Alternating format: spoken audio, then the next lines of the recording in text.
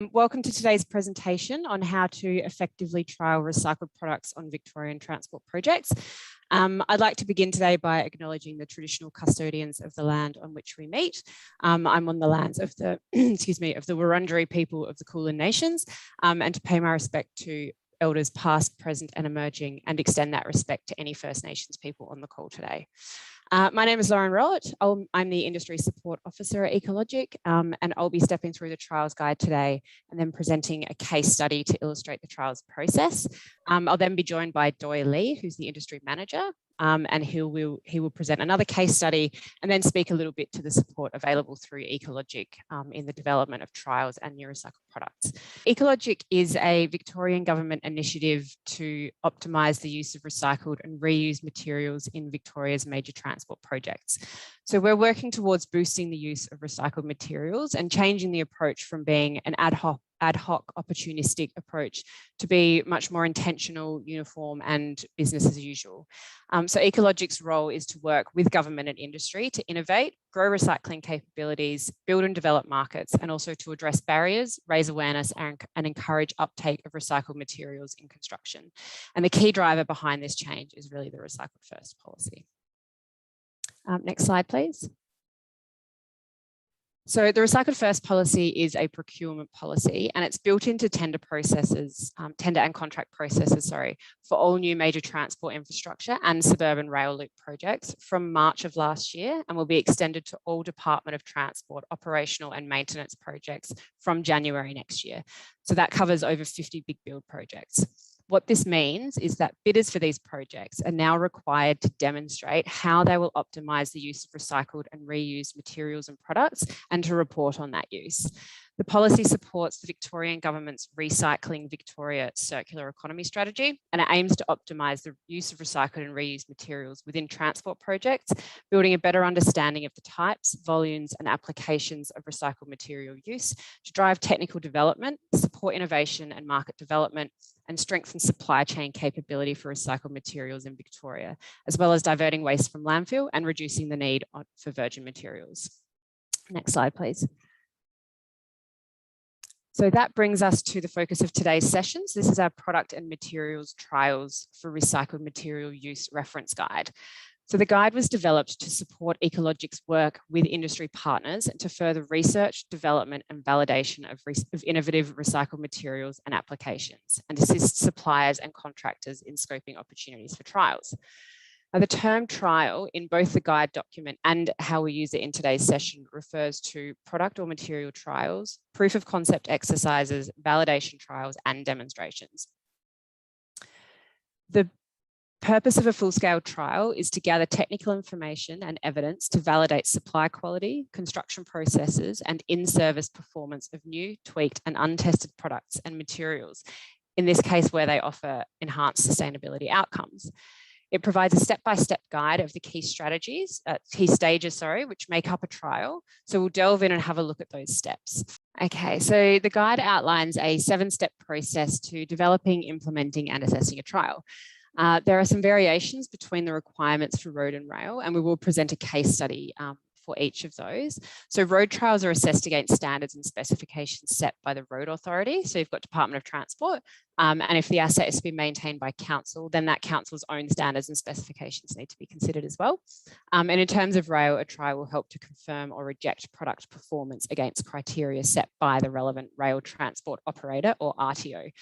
So in Victoria, that's MTM, V-Line and ARTC. Next slide, please. So I'll just step through the 7 steps now. So the first step is to assess your trial idea. So the guide provides a range of preliminary questions to prompt discussion about your concept in a few key areas and to test its validity and determine the scope. In relation to the Recycled First policy, does your idea support increased use of recycled materials? Is suitable feedstock available and will it result in a reduced reliance on virgin materials? So there are also commercial considerations such as life cycle, end-of-life recyclability and benefits such as improved constructability or performance, suitability to transport projects and demand for your product, and consideration also of possible negative impacts of production, such as health and safety risks or any negative environmental impacts. The guide also provides stakeholder engagement guidance around who will need to be engaged for collaboration with on a trial. So appropriate partners can include the Department of Transport, Sustainability Victoria, any funding bodies who might be involved, contractors or project teams, validating laboratories, asset owners, and in the case of rail, the appropriate rail transport operator. Step 2 is to actually plan your trial, and each step needs to be carefully considered and planned prior to commencement. So a decision tree, as you can see here, is provided in the guide, and it explains the considerations required to plan a successful trial. It's worth noting that these steps are not linear in terms of the planning, but it kind of shows where they would occur in the execution of a trial or when they need to be completed by in that execution. Some steps can take a really long time to organise, so that planning really needs to happen from the beginning and concurrently with the other steps. An example of that would be site selection, which can take a really long time to organise, and also reporting. So it's really important to make notes and collect data for your reporting at all stages of the trials process. So that includes this initial planning stage. So each of these points in this hierarchy are explained in a bit more detail in the guide as well. So next is step 3, which is site evaluation and selection. So this looks at some really important considerations for a trial location, and it's crucial that an appropriate location is selected for the best demonstration of your product and to get the best performance data, which is really what you're after. General factors to consider are climate for the weather that it's likely to need to withstand, community impact, this is both at construction use and in the event of a trial yielding poor results and needing to be pulled out, the community impact of that will have, and specific construction requirements that might be affected by the location. The guide also outlines some specific criteria for a road pavement and a rail product. So for road, you've got site geometry, such as curvature, inclines, bridges, roundabouts, or intersections, which could all cause increased impact stresses such as braking. Traffic volumes and the types of vehicles using the road. So are there trucks or buses, or is it just local traffic? And the existing pavement conditions or any other planned works. Also location of services such as mechanical, electrical and drainage systems. For rail, track geometry, so whether it's mainline, stabling yards, turnouts or crossings. Track loading, so high or low speed trains, maximum axle loading, gradient and curves. Track classification, so heavy or light rail, the rail form and the rail weight. Accessibility, so monitoring requires track protection and it can become quite costly. So is there an opportunity for remote monitoring equipment to be installed? And then the existing conditions, is it an operating corridor and can the trial coincide with planned project or works? As much as possible, the trial location really needs to resemble or simulate the product or material in a post-trial real-world application, whilst giving consideration to the costs and safety. Step 4, we have product design evaluation. So the guide provides insight into the requirements of trials which match existing specifications and those which fall outside specifications, including advice around the required testing and assessments prior to construction. So this is the rationale, the design details, lab testing, environmental assessments, occupational health and safety requirements, end of life, and the duration required of the trial. So before you're ready to go into your trial, make sure you have all that product data and testing upfront and ready to go, and that testing's been carried out or validated by an independent NATA accredited laboratory such as the Australian Road Research Board. Requirements for testing will be different depending on your product. So, but regardless of if it's an existing product or a new product, it really needs to go through the right testing regimes and assessments pre-trial. Next slide, please. Step 5 is construction. So this provides a summary of what's required for reporting so they can be planned for. So no two construction projects are the same, and recording those specifics is really vital and will dictate how successful the trial is. There's a range of information in the guide that should be recorded at a minimum. So that covers things like product details, sampling and testing equipment, both for installation and for maintenance, occupational health and safety, placement and installation, such as noting how the product handled going into the trial site, and really importantly also any issues in the construction process. Where practicable, there also needs to be a control site, so the business as usual product, to enable you to prove the efficacy of your product against what would have been put there otherwise. Another really important factor in construction is to make sure everyone on the ground is aware that a trial is happening, that the materials going in are being assessed, and that everyone will need to record or provide specific information that may be helpful in validating that product. Next is performance monitoring. So this is where quantitative, sorry, can we just go back one page? Oh, sorry. You're right. So performance monitoring. So this is where quantitative measures of performance are collected and recorded.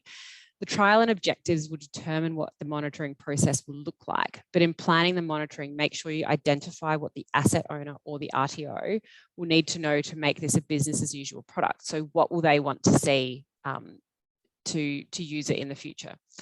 The guide lists some really common measures for a road pavement and a rail product trial. So these include visual assessments, environmental effects like microplastics or leaching, permeability, strength, texture. For road, it's also taking cores to assess for any cracking, and in rail geometry changes, so vertical alignment or twisting. One other really important thing to determine for this step is who is paying for performance monitoring. So we've seen this can actually be one of the biggest barriers in a trial, as that onus doesn't necessarily fall with any one person or organisation. And if that performance monitoring doesn't happen, the trial won't have a result or a performance outcome. So make sure this is agreed upon and everyone's aware upfront. Next slide, thanks. And the final step is reporting. So rather than being done at the end, reporting and documentation of the trial process really needs to be completed at every stage of the trial. So this is really important. Don't wait until the end to do the reporting. Reporting is required across all phases of the project life cycle. So from concept through to planning, execution, performance monitoring, and then a final report and summary and lessons learned. Make sure your reporting includes photos, notes, lessons learned or improvements. And if something unexpected or erroneous happens as well, be really open and honest about the progress and about the outcomes. If something does go wrong down the line, then you have all that data and you can refer back to it, identify what could have been changed or what might have gone wrong. And it can be used as a reference for future trials. So make sure also that that final report and summary is widely communicated with everyone who was involved. So you really want to be doing knowledge sharing here. You want everyone to know about it. So that includes the contractors who put it down or installed it. You know, let them know that what they did worked. Get the information out there. So I'm just going to talk through a case study here. As a demonstration of that 7-step process. So this is a case study on crumb rubber in asphalt. Now asphalt's a really well-established product. So this is just a really good example of what a model trial would look like. So this trial had a lot of government involvement and was participated in by some quite big players. So not all trials will look like this, but it's just to demonstrate what that model established trial will look like. So starting with the step 1, the opportunity. So trials can be initiated in a variety of ways. This trial was a concept brought about by the Australian Road Research Board together with Vic Roads, and it was an initiative to increase crumb rubber use in road networks. And they utilised funding available through Tyre Stewardship Australia. And a key focus here was on encouraging suppliers to innovate and develop new mixes using crumb rubber and identify capabilities of crumb rubber asphalts to assist in generating required information for inclusion in specifications. So in terms of planning, all points on that decision tree were considered in the planning process. Just a few key points in this trial are that as a government-led trial, planning also covered identification of and tender processes for both the suppliers and the contractors. And the timeline was really, really key in this planning stage. So as a safety critical product, a lot of consideration was given to the time required to collect sufficient evidence and data to extrapolate that result from. So site selection, this is an example of what I mentioned before about the steps not necessarily being linear. So for this trial, that site selection happened really early on in the piece, and the site was selected using a list of criteria against Vic Roads maintenance and rehab program of works that were upcoming. Looking at the evaluation parameters, so again, material approvals happened really early on in the piece. Because this was a rehab project, once the site was selected, pre-pavement evaluation was done to understand the existing road composition and to inform and assist in defining mix requirements suitable for the site. These are then submitted by suppliers for evaluation and testing for selection to go into the trial, and that was led and carried out by the Australian Road Research Board, who were really heavily involved in this trial. Step 5, construction. Construction required planning those mix locations. So there were 4 trial crumb rubber mixes and then 2 conventional control mixes. So everyone on the site was required to be really across what was going down and where, and making notes, and when, sorry, and then making notes as required as that work was carried out. There also needed to be contingency plans in place for unforeseen circumstances such as weather, and with all data available for each mix to manage any issues that come up, and an exit strategy in the event that something failed with a trial mix. So that was having a supply of one of those control mixes as a backup ready to go. Occupational health and safety was also a really big consideration in this trial due to the risk of fuming. So in light of this, the contract specified that it had to be a warm mix asphalt, and operators involved in the paving wore monitoring devices which collected data throughout the process on fuming during that construction, and that data was all analysed afterwards. Looking at performance monitoring, so that includes those pre-pavement assessments and evaluation done before the trial mixes went down. At the time of construction, there was a collection of materials, so that included taking cores of the paved material and performance monitoring surveys on the surface. Following construction, there was an ongoing monitoring program put in place, so that's collecting data on the performance, including cracking, roughness, rutting, texture, and skid resistance. So this is where that control section is really important, because the trial mixes are evaluated against the performance of that business as usual product, which is all in the same location. Finally, reporting. So in this case, a trial progress report, including summary of construction, and then a final report due at the end of the trial period, which is mid next year.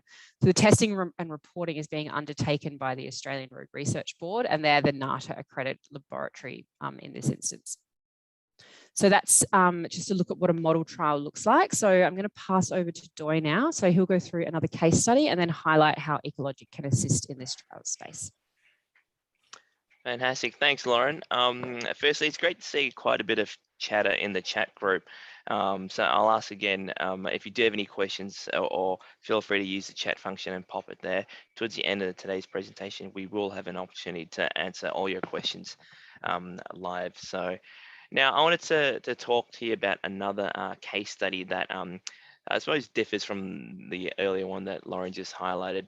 In that one, it was very much an industry-led opportunity. So don't feel like that products and trials only come to life if there's significant support only from relevant big government bodies and whatnot. So we're here today because we want to hear from industry and hear your ideas. And here's an example of sincerely what probably hasn't been always an easy journey for one organisation that has successfully received type approval in the railway space. And the other proviso I'll add, I suppose where rail can differ a little bit from other Vic roads or DOT processes is, Lauren mentioned earlier, the 7-step process isn't always linear. And I would say if you're looking to have your products approved in rail or in other high risk settings, then starting with the rail track operators type approval processes is where you need to begin with to get that approval. So I'll talk to you today a little bit about integrated recycling and their DuraTrack product, which is a composite railway sleeper. So again, sticking to best practices, what was the opportunity?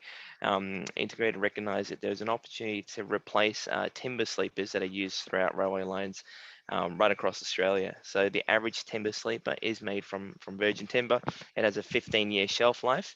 And there was the opportunity to look at a recycled plastic composite railway sleeper with a 50-year design life, and obviously diverting significant amounts of plastic from landfill.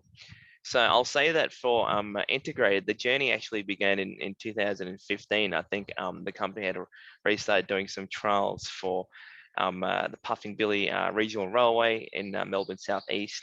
And through that work, that was in terms of securing partnerships, working with Sustainability Victoria, the Australian Packaging Covenant Organisation, to understand what sort of material waste streams could be used and what waste issues existed. And lastly, Monash University, which has the railway, Monash does have a railway institute of an innovation institute to provide that research funding and support. So I'm working with the operators, MTM and V-Line, integrated commence with the type approval process. I won't talk to each operator's processes, but just in terms of a high level look in each organization, before you get started, you need to look at whether you're chasing a waiver, which is often, I suppose, I'll describe it as an exception to the norm. So if you're looking for a product to only apply at a particular application within a particular setting, then you might be looking at a waiver. It might deviate from normal protocols. Or on the other side of it, if you're looking to implement a product that the operators can use across the network, then you'd be looking at a type approval process. And I think really important that the consideration is also given to how that might affect the maintainability, any engineering changes and impact on those processes as well. So for integrated, part of their planning, looking at a type approval was the correct process to begin with. So in 2019, the organization went through site selection, and it was identified there were several sites where you could trial their composite sleeper. And the parameters were then, again, looking at low speed, low risk projects. So Metro Trains, as part of the level crossing works, we're doing some upgrade works at Richmond train station. There's an opportunity there to install, I think it was actually 200 sleepers at Richmond train station, and to commence the monitoring there, with monitoring and evaluation parameters being set by both Monash University and MTM, looking at durability, performance, degradation at a minimum. So from there, construction commenced through those projects, and three trials were sort of put into place with each of the operators. So Richmond, with the MTM trial there, installed in mid 2019. Tottenham Station, which is an ARTC operated railway line, and Wyndham Vale Stabling Yard through V-Line. So there was a stabling yard there as well. So over the course of the 18 months, MTM and Monash conducted performance monitoring of those trials. And as of April 2021, we're happy to report that full type approval for both MTM and V-Line was granted to DuraTrack composite railway sleepers for low speed applications. So what this means is that those sleepers can now be used in any low speed railway siding, stabling yards, and so bringing opportunities for that product to enter the network and use from there. Obviously, we're here today to tell you about some of these best practices, but what we really want to do with any of our events is engage you and collaborate with you. So I'll talk high level to some of the initiatives we have in place to try and support that. Some of the suppliers here have come along and pitched at our industry innovation showcase before. These are held bi-monthly. Some of you would have joined about a fortnight ago. We had 2 rounds of buyer supplier exchanges where we tried to matchmake you with as many representatives and contractors in major transport projects. And lastly, if this isn't the first time you've heard from Lauren and I, that's because we do provide a lot of information out on a constant basis around opportunities, information sharing, grants and assistance funding and support. So I'll delve into each one of those initiatives shortly. Jump to the next slide, please. So I'll start by saying some of you may not be aware, but if there are innovations and ideas that you do have and opportunities that you recognize, we're more than happy to partner with you. So part of the work that we do at Ecologiq, although we can't write checks, so to speak, we can support you with grant funding and through letter of support or support for trials and demonstration projects. Part of our role is to work with the major transport portfolio and identify those opportunities. So and from that end of it, I can't say that we have all the ideas. So certainly, if you've got any other thoughts around what might be a novel approach, be it a hackathon, in future, you'll see market sounding exercises from us where we'll be approaching you with potentially some designs and some parameters around what our projects are looking for. And we're also doing quite a bit of work in regional areas as well. So we know that what opportunities, feedstocks, and what is being sought in Metro Melbourne versus the regional and specific opportunities for our regional counterparts is vastly different. And as there's a significant pipeline of works happening across the state, including the regions, we'll be reaching out to you for those who are operating in regions to work on building those supply chains as well. So next, please. I mentioned before our innovation showcase series. So in the past, we've described this a little bit like the TV show Shark Tank. So I'll give you a bit of context to why we set that those initiatives up. We recognize that for many businesses, getting that audience and direct feedback from a high level decision making is not always easy. So this is a formal way for us to provide you an opportunity to escalate any of your barriers to market and get some advice, not just from ourselves, but some key stakeholders. So it gives us an opportunity to identify, it gives us a chance to identify opportunities to collaborate as well. What we love about the Innovation Showcase series is that every bi-monthly, we do hear from innovators in industry putting forward different materials that perhaps haven't been considered before and looking for trials. It gives us a chance to really engage with you, and it's an education process both ways. And lastly, it means that we can also share the data, share the information there along with our stakeholders. So whether it's government as well as private side. So I'll speak a little bit to the format of that. I mentioned it's a little bit like Shark Tank. Suppliers, once they register for the event, have the opportunity to come in and pitch your idea, where you're given a 20-minute window with 10 minutes to present and 10 minutes to get feedback from our expert panel. So our expert panel has been pretty consistent, and I'm really happy that these people volunteer their time to support this process and support innovation, the opportunity. So we have Tony Martin's the Director for Development and Fleet at V-Line.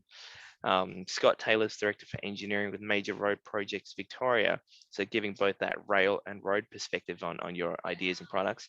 And lastly, Andrew Papakostas is the Principal Engineer with the Department of Transport, so really heads up any standards and specification reform. So, and to just give you one example of one of the great outcomes from a recent event, we had the Plastics Industry Piping Association of Victoria pitch, for the standard reform to permit for recycled plastics being used in piping. And we're happy to hear that through this event, we're able to really escalate and expedite that. And now we're looking at 2 trial sites, one for rail and one for road, to apply some of those products to update that standard specification. So again, that's an industry-led initiative, and that's through this platform and this event that some of these outcomes can be achieved. So next, please. Again, some of you have come in the past, and if you haven't, we encourage you to join our next buyer and supplier exchange. So I'll proviso, that this is, again, an opportunity for you to network with as many people within the ecosystem as possible. If you haven't worked out we mentioned collaboration, partnerships, and stakeholders. In order for your product to often be successful through this journey, you will need to engage not just the construction contractor who'll probably carry out purchasing, installing, and delivery, but the technical advisors that influence government and contractors, as well as ourselves. When we say MTIA, the Major Transport Infrastructure Authority, the different rail authorities, and Department of Transport. So this is a bit like an online round robin exchange.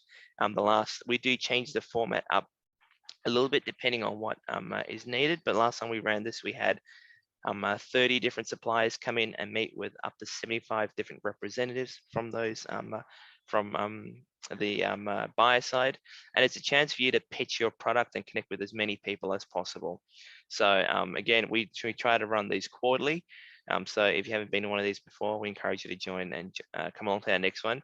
We've had some great outcomes from this as well. And recently one of our suppliers contacted us to let us know that through this platform, that actually secured new contracts and being able to undertake new trials, and there was a significant boost to their business, and the opportunities through this have been really invaluable. So I encourage you to come along if you've got products and ideas that you're looking to bring to market. Next, please. And I'll just talk at a little bit high level about what's next, where we see. So Ecologiq, if you're unaware, we have a technical arm and implementation team as well. So they're always looking ahead and trying to see what the, as to get a bit of a, I suppose, as best as we can, a crystal ball. And we're seeing significant opportunities over the next 12 months in areas such as recycled plastic noise walls. We're doing a lot of work to increase RAP in asphalt and in asphalting. So, and outside of that, in all pavement layers. Later this year, you'll probably see a new standards that will come out for organics and landscaping in major road and rail, major transport projects, which is a first. So that's a standard permitting for the use of organics on our projects. And focusing on some of our priority waste streams, a lot of work is now going into plastics and crumb rubber. And again, in terms of the hierarchy, spoil reuse as well. In the rail side of things, track formation, so the layers underneath the railway track, and we're seeing significant opportunities there for recycled materials. There's a lot of ancillary opportunities in a lot of precinct work that's about to undergo. So a lot of our works, although there may be civil, rail and road projects, there's a significant amount of work that goes into community, building community structures, be they parks, gardens, community facilities. So there's a lot of those precincts work that's going on as well.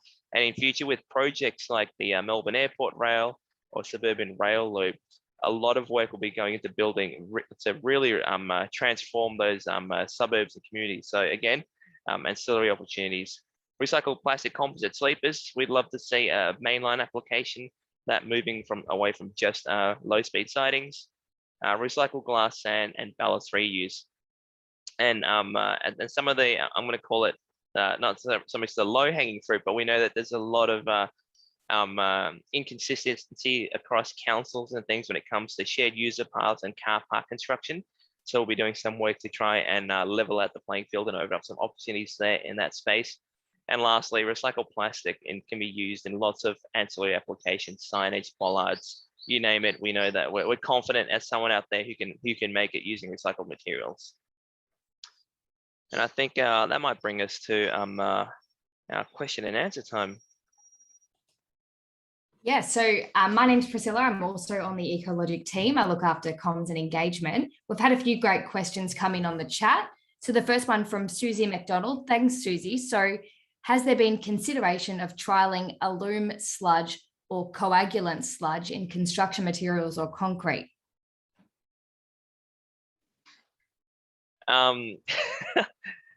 Look, not I suppose in our innovation priorities, but I kindly invite anyone from the Ecologiq team. I think if Melissa from our technical side, Melissa, if you're there, are you happy to?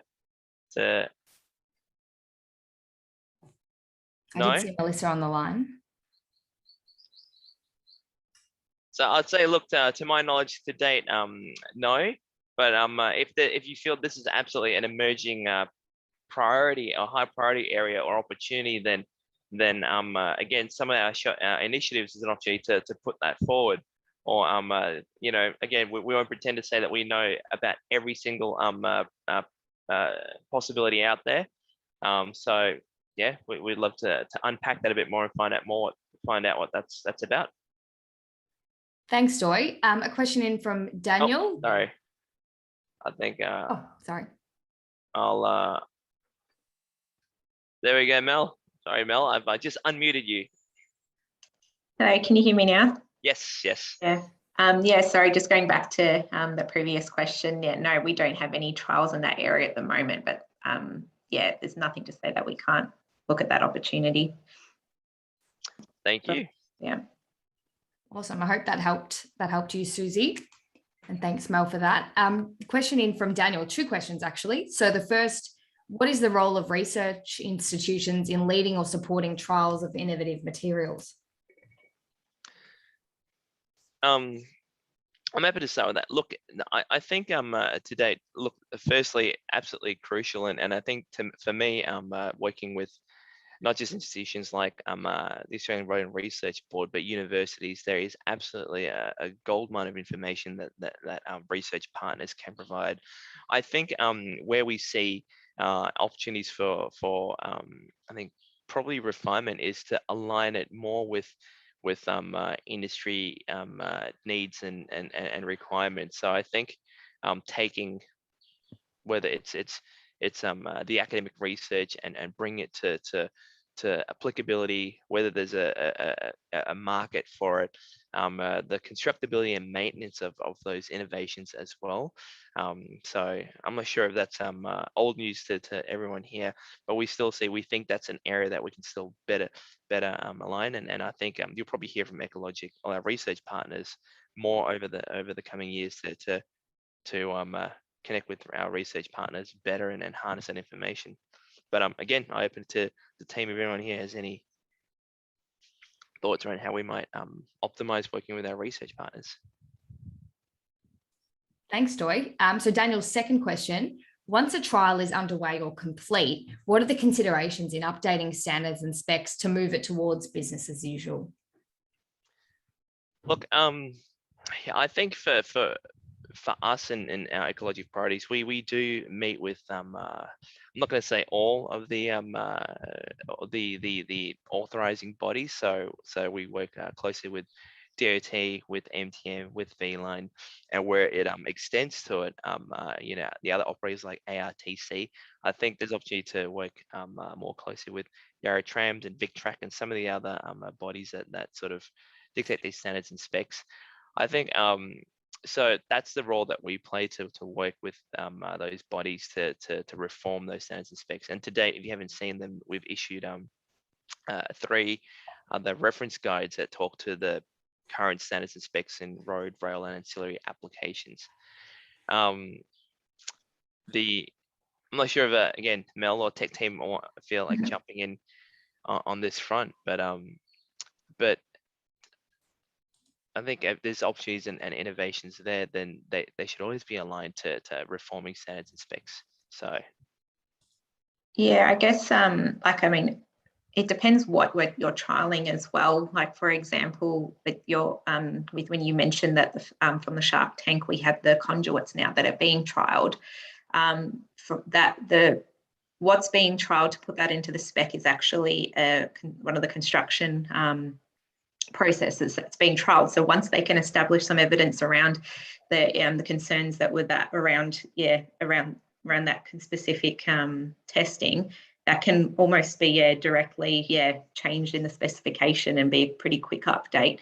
If it's something like testing performance of asphalt or something that needs a bit more long term, then that sort of input change into standard of specs might take some time just to gather that evidence and make sure that we've got also just one product, I guess, performing, like getting a range of products in the industry, making sure that the changes we're making are industry wide appropriate. That's also the process, but the actual process to update the standards and specs does lie with DOT. And it's Tony Alessio here, if everyone can hear me. I just wanted to add to that. But it's important that when we're doing trials in our work in the big build, that we're actually collaborating and engaged with the owners of the standards and specs through the course of the trial to set it up for success and to set up the process to actually then turn that into a sustainably used opportunity. I think we have a good history of trials being orphans and being multiple orphans, in fact, and we can see that sometimes in local government where an innovative trial will go along, but there isn't a step to actually turn that into this is the way we're going to do this work from now on.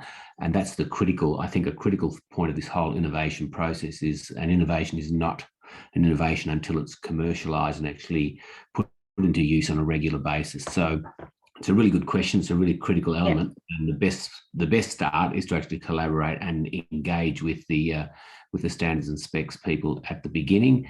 That's part of the work that Ecologiq can help facilitate and pull together. We have really good relationships with DOT and the RTO's standards and specs people to make sure that the trial is set up for success with that end goal in mind as an overarching. Thanks, Tony. We had a question in from Betty. So Betty's talking about the Ecologiq ancillary guide and the mention of biosolids. And she said that she understands that we recommend it only for geotechnical fill. And even then, if it only has a greater net environmental gain, sustainable and economic benefit. So do you see this standard eventually changing and perhaps being available for transport projects to reuse biosolids? Thanks, Betty. Again, I might ask our technical team with the, if we can, I haven't seen it, but with the organic spec that we're developing, will that cover that or? Yeah, I'm not 100% sure, Dwyer. I can follow up on this one. I guess the reference guides also, they have what is currently currently specified and as part of current standards. So it's not actually, pushing the boundaries, I guess, what's put in those reference guides. So potentially, yes, like if that's an area that, we can see innovation and change in standards, again, that's something we can, look at pursuing. But yeah, I personally don't know. Yeah, I'm not in that area, but I can look into it. If there is any need for change or. Thanks, Mel. A question in from Gareth. So Gareth's noticed there's no targeted opportunities to reduce the Portland cement content in structural concrete. Is there a reason this isn't a target currently, given the impact of GP production? Well, perhaps I'll jump in there. Concrete is very high on the agenda, and the concepts of reducing GP cement and alternative options to do so is definitely on our agenda, and definitely something that is going forward. It's on a lot of people's agenda, obviously, and there are a range of approaches to that.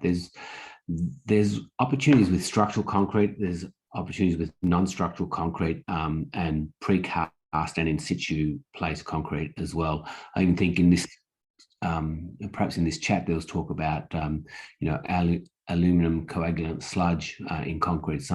That's something new to me. We're really interested in pursuing that, both from a recycling perspective and a net zero carbon perspective as well. So yes, it is on the agenda. I think there are some other organisations on the chat who are interested in that as well. So thanks for that, Tony. There's no doubt that's the top of the agenda for so many customers out there. The sticking point, as always, seems to be the specification and design, which is it's basically we want you to do this, this, and this, but you still need to abide by this. So that's always going to be the biggest sticking point. Yeah, sure, Gareth. And there's a big risk profile when you get into concrete that people will want to make sure they go through, and a whole range of other factors. So the whole trial process and the whole innovation process needs to consider all those other factors, such as queuing times if you're using SPMs or alternatives to Portland cement, and how that affects the entire supply chain and logistics of a project. And the surety and confirmation that you're going to achieve the outcome. So fully appreciate that. It is a complex issue, and it'll be a magnificent one to solve, because concrete's pretty much used everywhere, isn't it? So that's enough. Thanks for the feedback, Tony.